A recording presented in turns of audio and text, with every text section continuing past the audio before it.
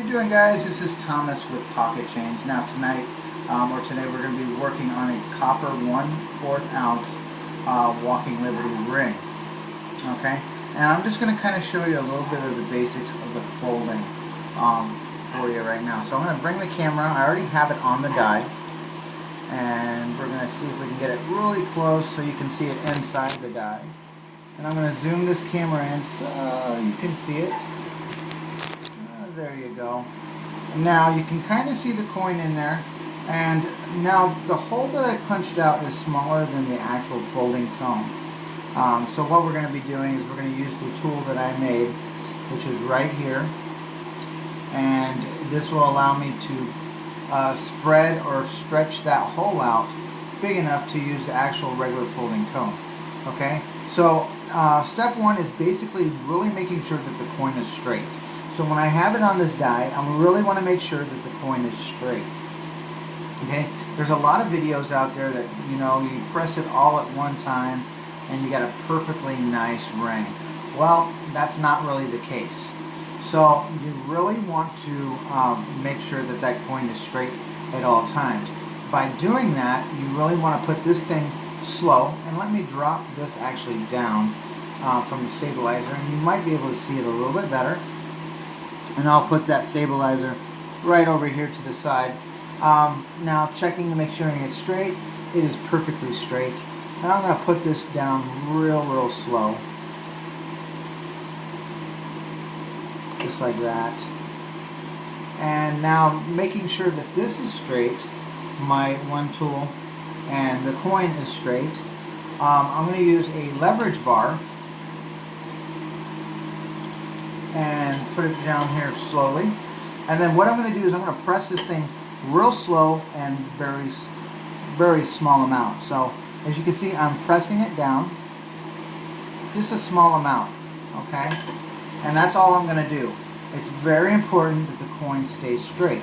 If the coin doesn't stay straight, you'll start getting a, let me pull this out for a second. You'll start getting a shape, and I'll move the camera to me. Say this is the coin, and as I press the coin, it will start going like this, and you'll have a U shape on your coin.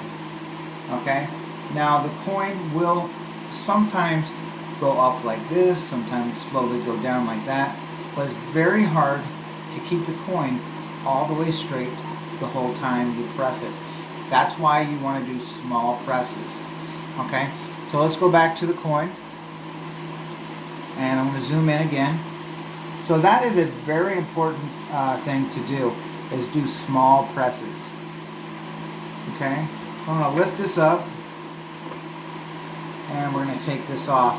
Now I have a tool right here that I'm just going to hit it off, and we'll check this reed every time. So as you can see, this reed is very straight, and we've slowly got it where it's starting to fold. Okay, so we're going to put it back on here and keep on doing this until the hole is big enough to put on the folding coin, or folding cone. So again, we have the coin perfectly straight. Okay, now I'm going to slowly put this back on, making sure that that coin does not move. And we're going to push this down. Okay, I'm going to get my leverage bar again. And again, these are the steps to do with the folding of it. So if you've seen videos of this happening, and they do it all the way down, it's very hard to keep the coin straight and have a really nice straight reed.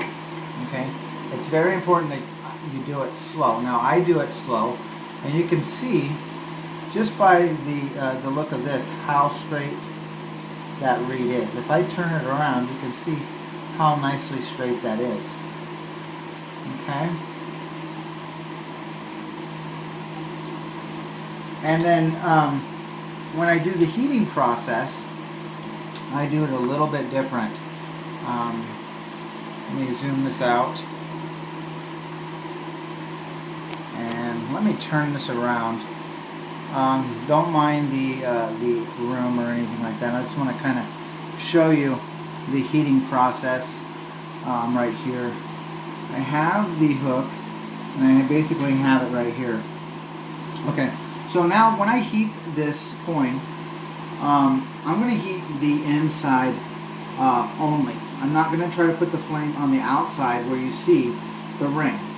Okay, I want to put the intense flame on the inside of the ring. That's going to save the look of the coin. Okay, so if I were to happen to maybe overheat it for some reason, that intense heat will be on the inside and not on the outside. Okay. Two, I don't really heat the coin that much. Now, if this was silver, I don't even do it to a dull red. I heat it just enough where I can work with the silver or whatever metal it would be. Okay, so those are two things that I do that are a little bit different than you might see in a video. Okay, so I'm going to take this and I just lay it just like that. And being that it's copper, I can keep the light on. And I'm going to zoom in, see if I can zoom in on it. Let me see if I can zoom in.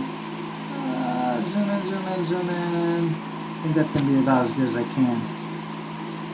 We're going to start seeing a purplish color on this. Let's see if you can see it. So I've got the torch on here. And again, I'm only trying to do the inside of the ring. Okay? As I heat it, I'm going to pull it away. That's going to allow me to see the actual color of the coin. Now it's going to go to a really nice copper, and it'll come into a darker purplish look. It'll go over the coin and get dark like that. As you can see, it turned really dark, and that's what I like. Okay? That allows me to get a really nice dark look and a natural dark look to the heating process. Okay? And then you just quench it in water. And again, you have a really nice dark look that you can have throughout the ring. So this one is really, really dark. Eventually it'll get really, really dark and look really, really nice for the darkening. Such as if you look at some of my copper bells, you can see how beautiful that color looks with the copper. Now zoom out a little bit so you can kind of see it. Let's see if I can zoom out. There you go. So you can see on my copper bell, you can see the brown look, the dark, and then you can see some of the polished look. Again, I always try to show my videos step by step, and I do a lot of stuff on my Facebook. So if you are new and you haven't seen me and you'd like to see something done like this and be able to do more one-on-one with me as I'm making a ring, check out my Facebook page, send me a friend request, but also send me a message saying, you know what, I saw you on YouTube and I'd love to start following you and you know, watching your videos and see some of the pictures of some of the jewelry that I've made.